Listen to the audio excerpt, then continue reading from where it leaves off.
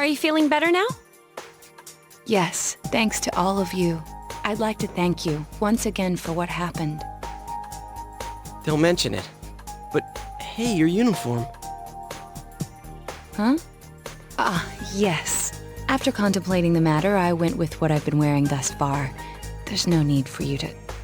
Hey, it's the Detective Prince. That's no prince. I heard he's a she. Huh? You serious?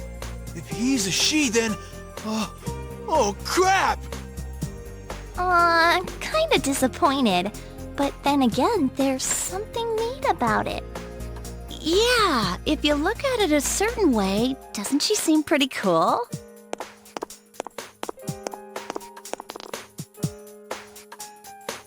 My, rumors spread so quickly.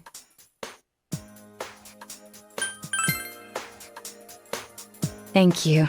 But it doesn't bother me at all. There's no need to worry on my behalf. So please, treat me as you did before. That aside, I'd like to discuss the case with you all.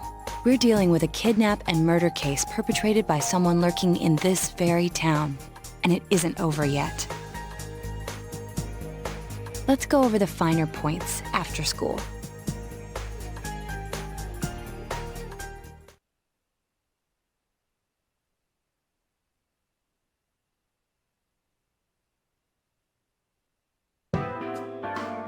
First, I heard the doorbell ring, but when I opened the front door, I saw no one there. Just as alarm bells sounded in my mind, someone grabbed me roughly from behind and covered my mouth with something. Immediately afterward, I was put into something like a sack and most likely carried on the culprit's shoulder. Wow, how could you remember all that? The culprit seems to have used a chemical to incapacitate me, but luckily I wasn't completely unconscious.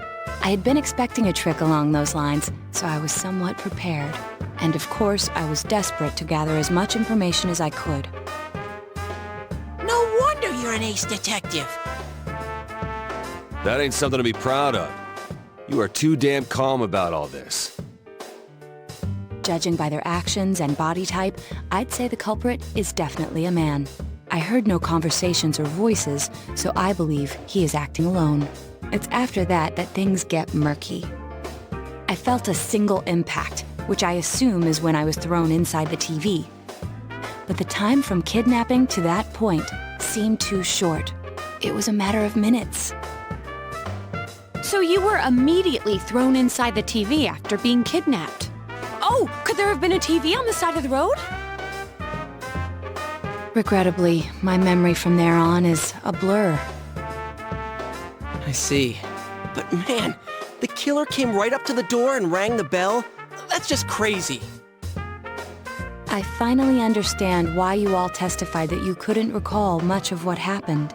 Such a bizarre experience with mental and physical fatigue on top of it. It's only natural to be confused. And going by the surrounding circumstances, my kidnapping and everyone else's were near identical. There is no question that the culprit is the same in each case. So that Mitsuo boy who said he killed King Moron? Everything makes sense now. I can't say for sure until I gather more concrete evidence. But Mitsuo Kubo's only victim was Mr. Muraoka. It was a copycat killing that mimicked the true culprit's method. No wonder King Moron's death broke the pattern in so many ways. The question remains, though, as to how Kubo learned of that world. That's it!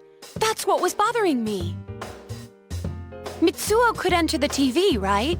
Then why didn't he kill King Moron that way? I believe he didn't understand the other world as well as the true culprit. Even though I can now enter it myself, it wouldn't occur to me to use it for murder. And remember, the previous corpses left no sign that their deaths had anything to do with the other world. After Kubo became wanted, leaving him with nowhere to run, he probably thought for the first time, what if I put my entire body into the TV?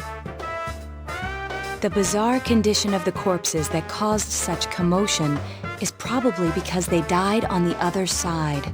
It's a simpler explanation than figuring out why the killer would risk disposing of the bodies in such a way. which means their inexplicable condition of being hung on a foggy day wasn't due to the culprit making a statement. Much of our speculation could be tested if we could ask Kubo in person. However, I've unfortunately been taken off the investigation, and I highly doubt that the police will believe any of this. They wouldn't admit that it wasn't Mitsuo in the first place.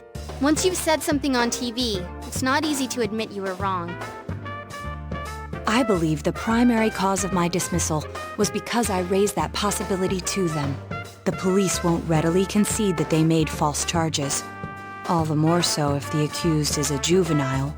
In fact, the overwhelming sentiment with the police force is to end this case with his arrest. Even if it's possible there's another killer? Those dickheads. I had a feeling that would be the case. Not that I trusted him in the first place. But, Naoto, if you were that calm when it happened to you, couldn't you have, I'm not saying you should have caught him, but isn't it kind of sad for an ace detective to go down that easily? To tell you the truth, I was really scared. I'm sorry. It can't be helped. None of us could resist the culprit either. Don't forget, Naoto-kun is younger than us, and she's a girl. Oh yeah, that's true. I keep forgetting when I see her talking like this. You know, Naoto, What is it? you got balls. For a girl. Regardless, I have no doubt that the culprit will continue with his attacks. We can only watch and wait for him to make the next move. But this is no longer a mere job or someone else's affair. I want to know the truth of why we were targeted. Please allow me to join your effort.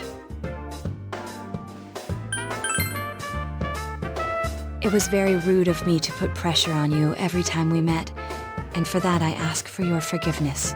If you allow me to cooperate with you all, I vow not to be a burden. Come on, let her join! She's a good detective! We don't have that many smart people. And besides, I want to know what the deal is with her and Kanji. Well, why bring me into this all of a sudden? What the hell do you mean?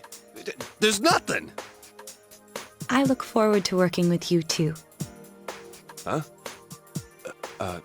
Yeah.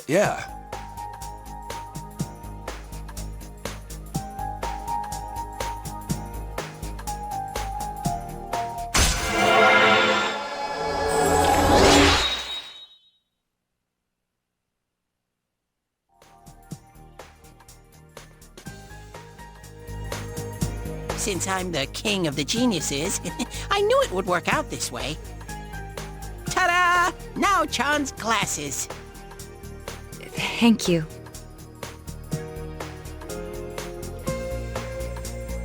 They told me about you, Teddy. I can sympathize with your drive to find yourself. If I may help in any way, let me know. Wow, what a nice girl.